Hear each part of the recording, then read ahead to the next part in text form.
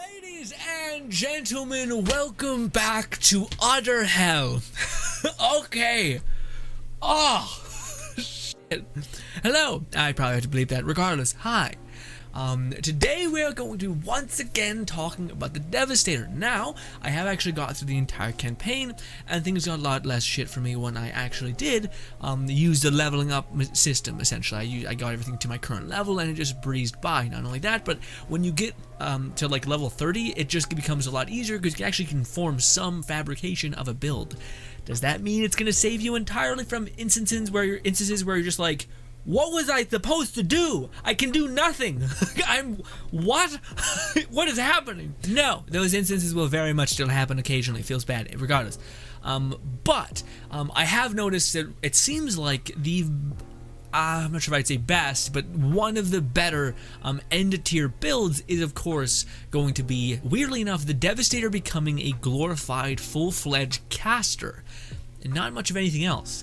In a weird way, it's kind of the way the Devastator is played at endgame, at the deepest levels of endgame. At least that's what I hear over the pond. So essentially, ladies and gentlemen, in this video, I'm going to be telling you how to stop feeling like you are just going to crack your head against the wall playing the Devastator. Not only that, but this is actually a fun way to play the Devastator, although I feel like playing the Technomancer, Pyromancer, or anything else probably be a little more fun, because at least you have options. But I digress. Maybe you have options in the future with the Devastator, but everything that I've heard from you guys and everything else seems like it's just not quite there. Hopefully in the future it will be.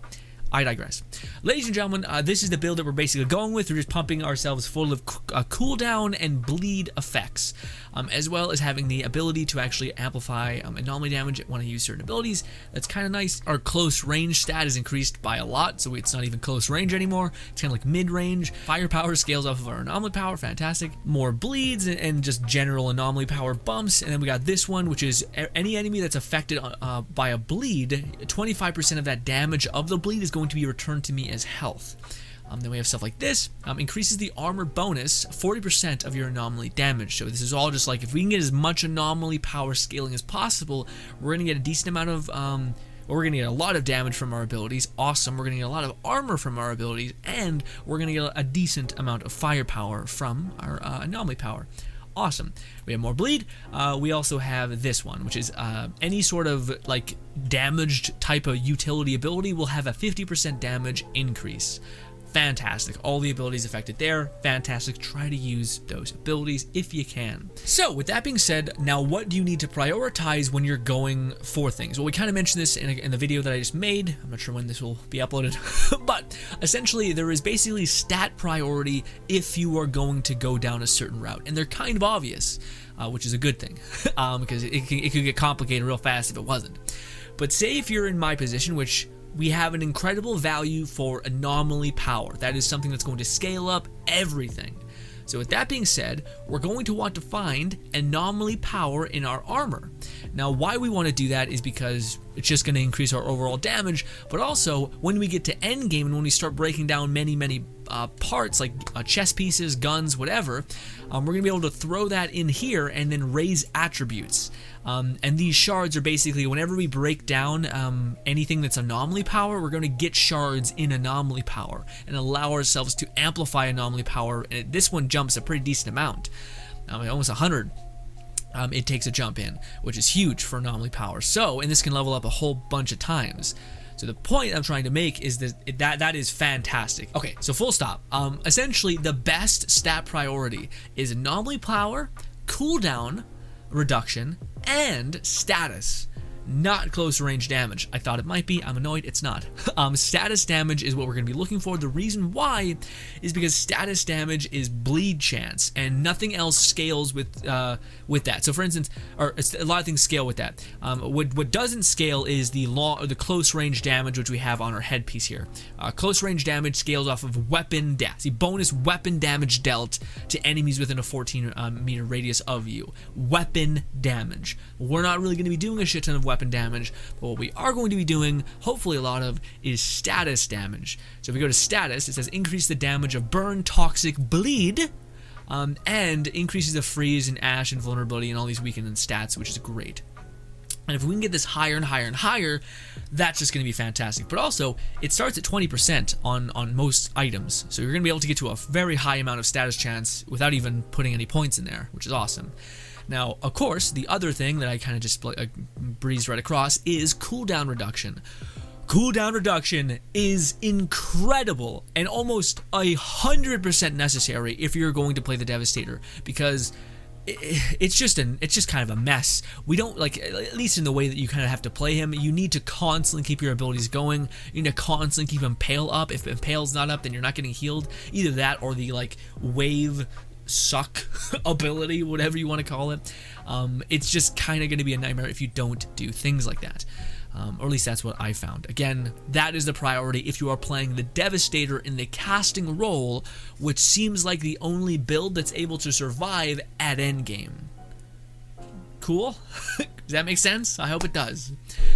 So again, the way you would level up a Devastator is you would look out for everything. Your main priority is stat priority, and then mods being a hard second. If you can find something with anomaly power, cooldown reduction, status power, and it favors one of the abilities that you like to use / one of the only like if this had smash, ground pound basically, which is, who would have thought that ability would be so good at endgame, but it is. Yeah, Earthquake, it can affect a bleed, it affects a wide area, it also can do a shit ton of damage if you have the right scaling. Yeah, like what is it? Yes, Earthquake does another 2,000 some odd damage. It's fantastic. Not only that, but Earthquake damaging enemies with this skill steals 33% of their armor. This effect lasts 5 seconds, but this gives you a shit ton of tankiness. Yeah, it's pretty good. Or it's okay. That one I think you probably could lose, but it's still better than nothing, you know? And then Impaling, being able to get another target is fantastic. So yeah, you're gonna, if you're able to find all the right stat priorities, as well as the mod priority, at least one of them being pretty okay, then that's pretty huge. This one's pretty shitty because we have martial arts, which reduces melee cooldown. We're not, as a wizard, we're not going to be out here fucking throat punching people with our hand. So no, less good on that front. Again, weapon priority is the same thing that you would think on just about anything else. I will say with the caster build though, weapons of course become a little bit less required. You're kind of more looking for like heal power and DPS, so have a heal stick, have a weapon that has some sort of lifesteal or mods that make it lifesteal, and then of course have a weapon that's just meant to, like, okay, here's a boss, let's gun him down as quick as possible, and we're gonna have a little bit of downtime within casting our abilities, so we're gonna go forth and do that. But yes, that is essentially how you stop having the worst conceivable time with this rock bastard, okay? Who everyone is like, oh my god, look at this, he's so strong, and then it's just the worst. It's just a living nightmare. You know what? It's just far easier for me to run some shit in the background while we're chit-chatting, okay? So let's talk about his skills, because that's something that probably is playing. It's somewhere on screen right now of us just going through and doing an expedition, which, by the way, I want to do an expedition with you guys, but I want to, like, not feel like I'm just on the struggle train and I have to focus and I almost need a person to be there with me in order to, like, move through the encounter at some sufficient rate. And yeah, I don't know. Regardless, yes, we're rocking the Earthquake. I mentioned, I think. But this is basically your, like, DPS window thing. This is something that, again, if I had a lot more cooldown, this could basically constantly be in effect. And the reason why we have this is because not only does it interrupt people, which for the final fight of the game is required and it is a nightmare, but also it does a lot of damage. It scales better than most things. Yes, this is also really good, but this one you can cast twice and therefore doubling the damage, making it better damage than this one by a whole hell of a lot. Not only that, but the area of influence is also wider. This is like a circle, whereas this is a cone, and boy howdy, or the way this game works is there's a bunch of enemies coming at you in a line, in which you can just train them in a single line and then smash them all to the ground, killing them instantly, which is very, very, very cool and fantastic. Now, Golem is amazing. One of you guys were telling me this in the comments of our little Devastator rant video, which thank you so much for people who commented. That was where I was going to get chewed up. That's where I was going to get chewed up in that video, but no, a lot of you guys were like, yeah, no, it's bad, Grin, it's bad, I'm with you. Oh, yeah, my brothers. But yes, Golem is fantastic. I want to use it more, but I just, like, the problem is not taking less damage. The problem is how the hell do I repair the damage that I'm currently having applied to me? And honestly, how do I deal damage outside of my abilities is a weird thing. I know we're running an anomaly set, but it still feels like, God, man, guns just feel fucking useless for me. I don't know, maybe it's because I have such low firepower and I am running anomaly damage. I guess it makes sense, but it still just feels, it feels weird. You know, whereas like, I think it feels weird because it's like a burst of damage. Like we can smack the ground, fadoosh, done. But then more enemies come out of the walls or something. Therefore, a Technomancer, if you're building like hard anomaly damage with a Technomancer, you throw out your turrets, they can just chew up everybody, and they're there throughout a massive duration of time. Also, sorry, there's noises, but yeah, with a turret that's there for a consistent amount of time, that's able to constantly benefit and pull from that anomaly damage, that's massive.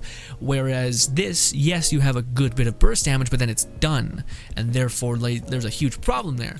Whereas that's where this perk right here can kind of be valuable because it's a long duration skill. It's constantly outputting these like waves of damage, and it's healing you, which is God so good.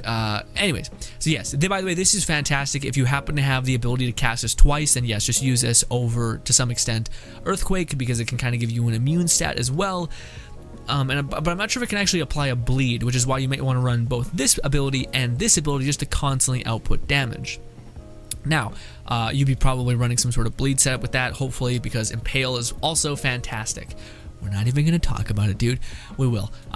Impale. Impale is basically like the way you survive end-game content, or the way you like try to melt down bosses. Is a boss will summon, you'll smack the ground twice with Earthquake, and then you'll quickly try to like impale an ad so that you can tank some of his damage while you're laying into him with a shotgun that honestly doesn't do not nearly enough. Great. I also just need to level up my weapons, but I just haven't gotten any weapons that I fully want to like level up because they're good. So I'm in this weird limbo where I'm kind of self throat punching myself, I guess. Anyway, again, for those guys who don't know what Impale does, it gives you armor and regenerates your health for you yourself and all allies. Also, it applies a bleed if it doesn't kill targets, which it oftentimes doesn't if you don't have it built with anomaly damage or anything like that. So build anomaly damage or else this thing kind of becomes quite useless. And we have this one, Tremor. I don't know why not enough people talk about Tremor. Tremor saved my ass more times than I can count. And yeah, it also keeps enemies, like big ass enemies, stuck in like a frozen loop where they're constantly being dragged towards you, and you can just lay into their head. It's kind of weird. It's like actually a very good utility ability for that exact reason, of how enemies constantly are getting pulled into you and they're stuck in this like sucked to you animation, which is great. And then we have this one, a Boulder Dash. I don't even use it. It feels like such a more shit ability than either Gravity Leap or Earthquake. Like such a shit, like Earthquake, you just smash the ground fast as shit, and now you can get back to do whatever you want to do. Not only that, but it interrupts enemies. This one, you're stuck in an animation lock forever, and yeah, you're just kind of stuck there like, oh, okay. It's so stupid.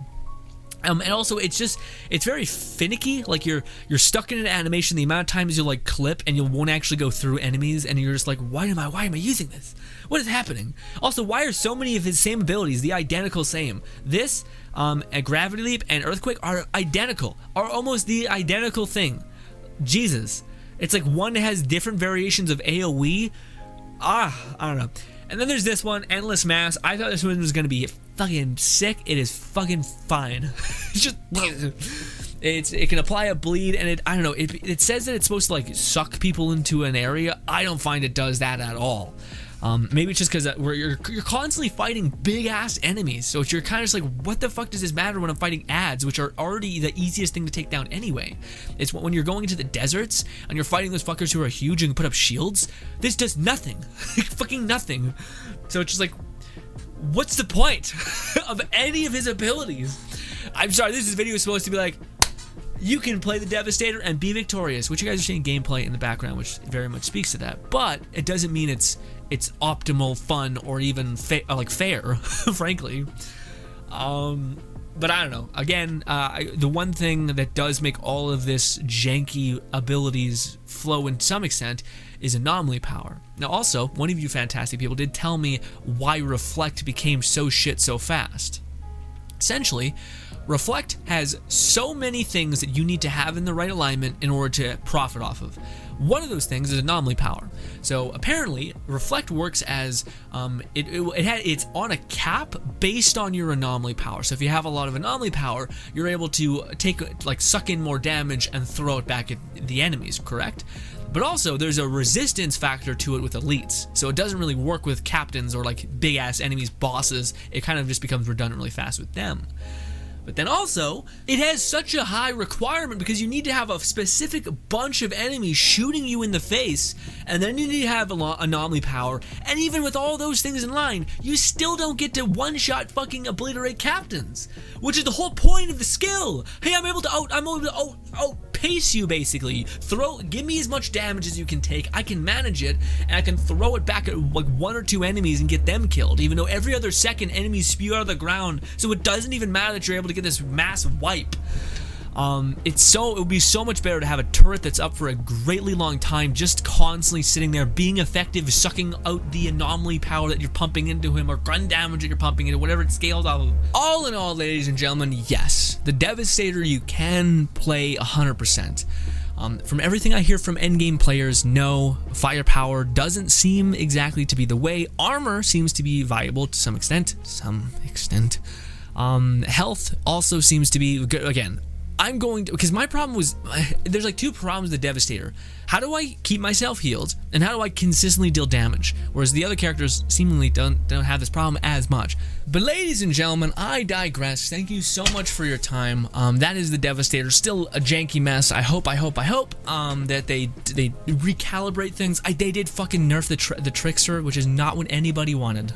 And people just wanted there to be like a method forward for their characters that are just kind of getting fucking throat punched. But ladies and gentlemen, that has been Outriders. Thank you so much for your time. Again, let me know if I'm missing something greatly. I think that is the way that you kind of have to build the Devastator. Or at least that was the way that I started building Devastator, and had a much better time with playing him when I did it that way. When I was like, okay, gun damage ain't really cracking it.